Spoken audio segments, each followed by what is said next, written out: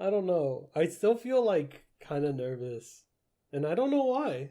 Because you know you're recording yourself. I do And know. that you're going to be posting it online. It's weird.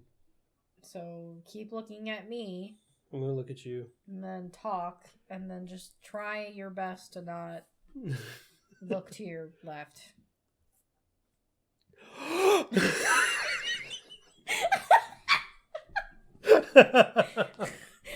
peed. Yeah, you just see its spine. Yeah, me too. My laughs are so like either hyena or like I don't know. No, it's fine. Anyway.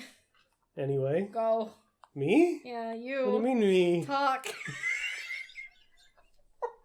It's like high school all over again. It's your turn to talk for the project. No. So, oh my god. So, I got around to read chapter 2 for Campfire Cooking. Mm-hmm. It has... let me find the name. Hold on. This is what I get for not writing stuff down. So I love that chapter 2 has an absurdly long name as well. It's called, for some reason, A Legendary Beast contracted with me when I made ginger fried pork. And you know exactly what happens. This is the premiere for Fell. But like it picks up we pick back up right when like Mokuda's trying to like leave the country. And at this point I think he's like succeeded. He's right there in the middle of his journey, and I love the fact that he's just a nearing middle-aged Japanese businessman complaining that he has to walk for days on end in order to get out of here. But the main solace of the group is that they get to have fantastic meals. And at this point the group is like super used to just trash rations. and so Mokuda is such a breath of fresh air.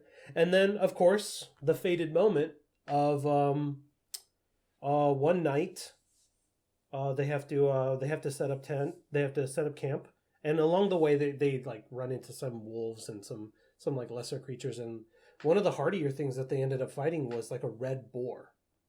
And it was just like, oh well, I've had boar before, over there in Japan, so this meat's probably really good. And so even though they end up taking the parts, because obviously like leather and bones and stuff like that are valuable to adventurers, it's like the meat. That's what Mokuda's interested in.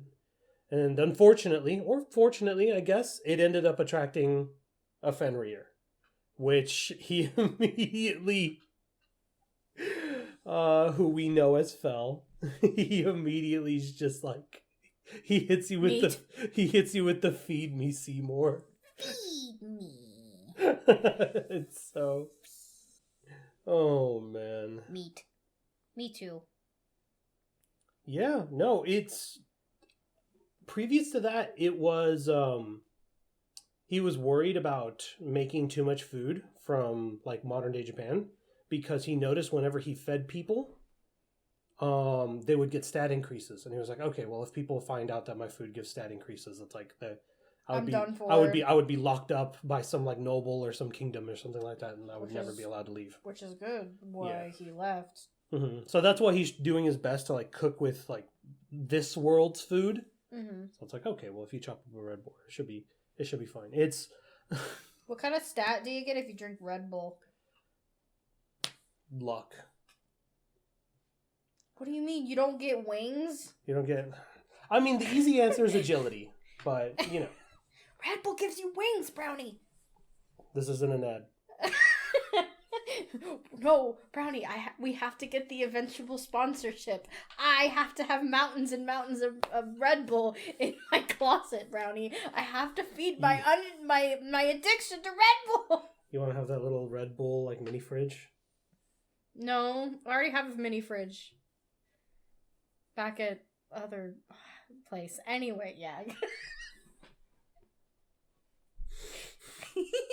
Stop. Oh, man. So, one thing that I don't know if they addressed in the anime was that, Fell isn't one of a kind. Like, apparently there are, anytime there's, a legendary beast, It's like there's usually not just one of them. Mm-hmm. So like Fel mentions that he's a Fenrir, but like there's a handful. Like there's less than 10, but like there's like more than one Fenrir just running around out there. Gotta catch them all. No, as far as I'm aware. No, aw. So he ends up eating.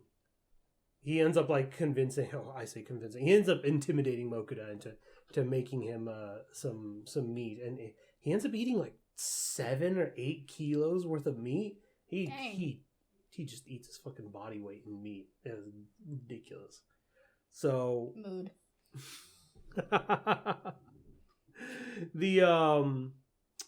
that event eventually just leads into him getting a contract with Fel, and then everybody else kind of like calms down because they were freaking out. I was like, oh my god, it's a Fenrir, we're gonna die. So as Fel and Team Iron Will are still like kind of getting to the border of the next country, they're worried that like they're not going to get past the checkpoint because everybody's going to flip out that there's a monster with them. It does. That ends up kind of happening. That ends up just being the case where they show up to the gates of the next town and there's just like a line of army dudes, and they immediately start questioning Warner, which is like the leader who went on ahead graciously so he could be like, hey guys, your scouts probably told you there's a big old wolf with us. That's me. That's our party. We're good. He's cool. And it's just like, so we have reason to believe it's a Fenrir. And it's like, yeah, it is. It's like, they destroy nations. And it's like, well, this one's cool because he is under contract. He's not destroying nations. He's destroying my wallet. Yeah. And one of the solutions to that is Mokuda immediately barks back at him and be like, it's like, if you want to eat this often and this much food, you have to go get your own food. You don't eat if you don't work. Yeah.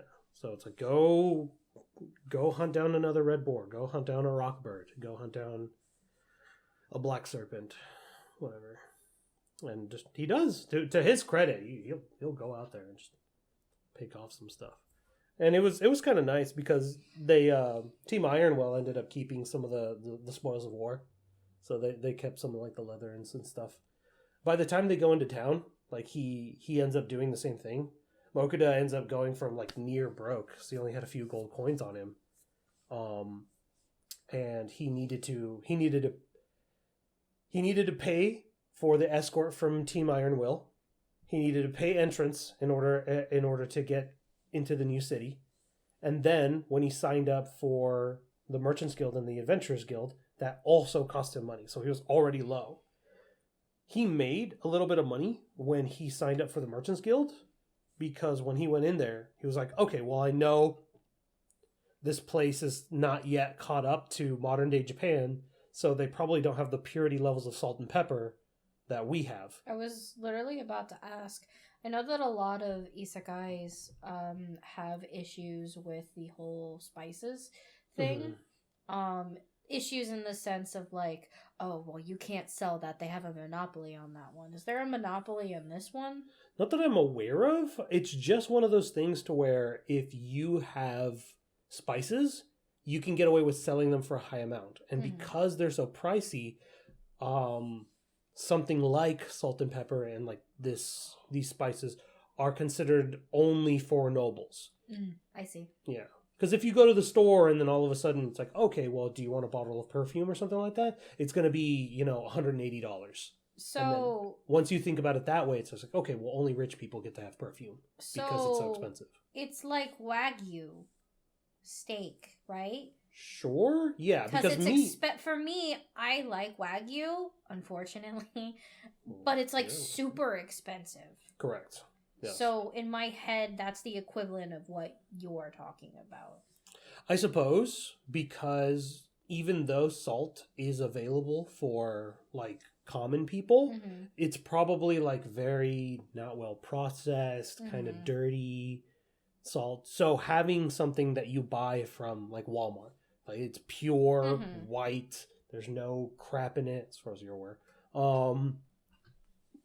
And if you were to rewind time 500 years and try to sell this to somebody, then that would be amazing. Mm-hmm. That would be... It earned him, I think, 17 gold, which is pretty nice. So... Do you know what that equivalates? Is that the right word? I'm trying to use big, yeah, that's fine. I'm trying to use big adult words. I will use and misuse college level grammar on the regular, so it's fine. Yeah, I never wrote down what the conversion rate for the in-universe gold to real-world currency is, but it's pretty up there as far as I can remember. Like, what are we talking? Thousands, millions? No, not millions. It's probably in the thousands. Okay. So... Like double digits? No, like... Single? Probably, like, the bulk that you would get of, like, salt and pepper at Walmart, he probably sold that for, like, the equivalent of, like, $2,000. It was like, I turned over, like, a stupidly huge profit. Okay. Yeah. Stupidly huge.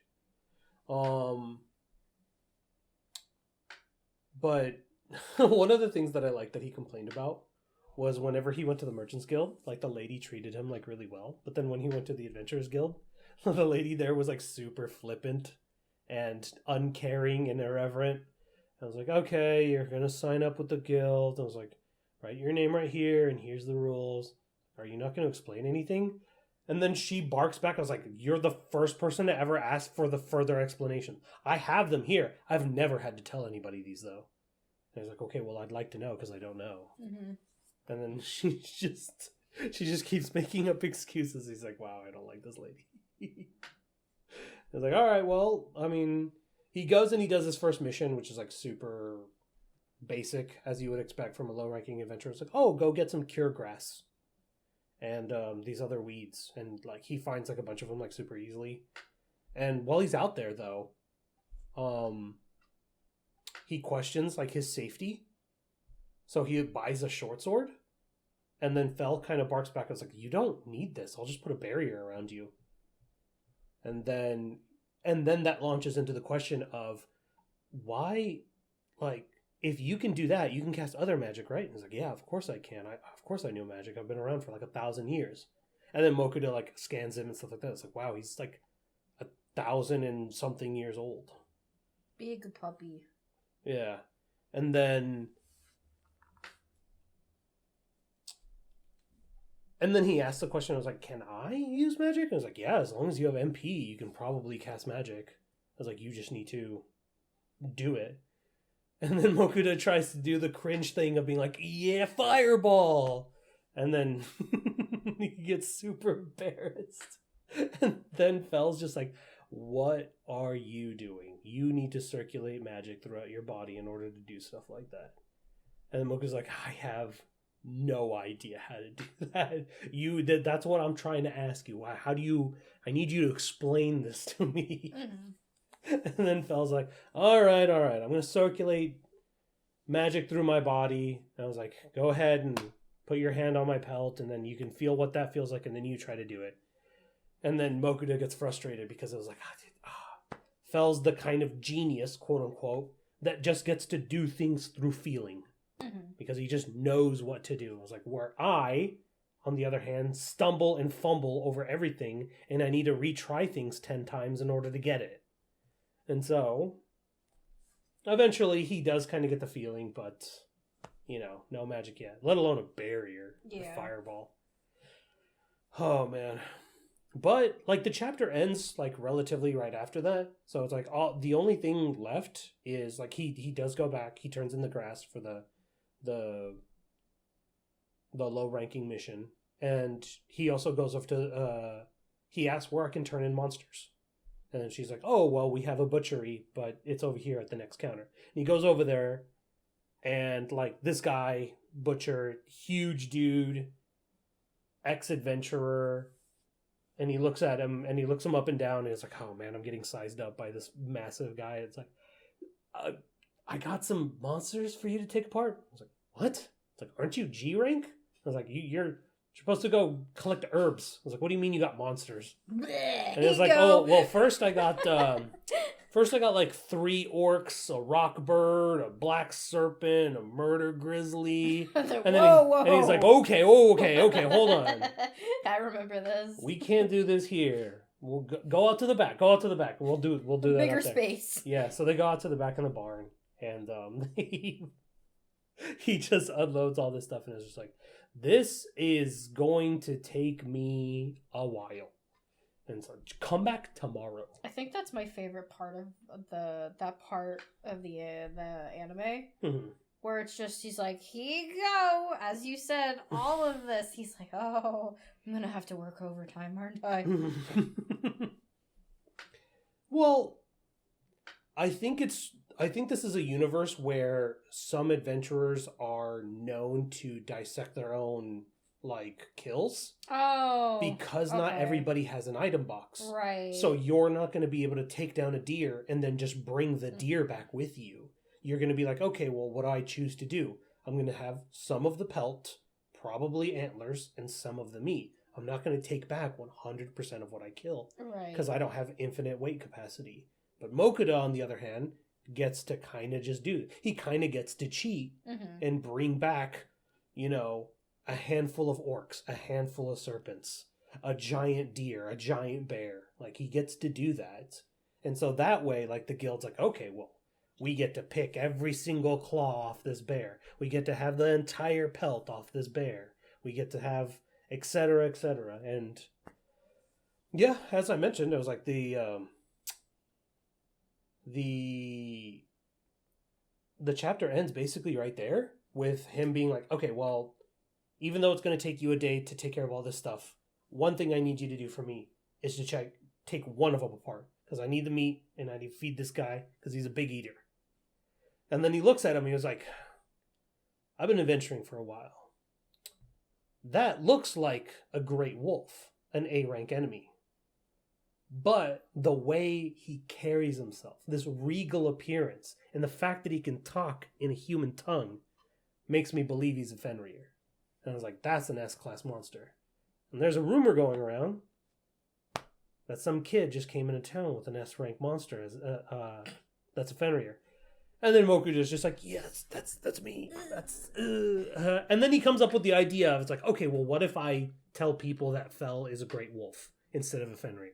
Maybe that'll cause a little bit less of a commotion. And then the butcher's still like, the fact that you tamed an A-rank monster is still really up there in terms of accomplishments. Shit, I need to think of some lower achievement.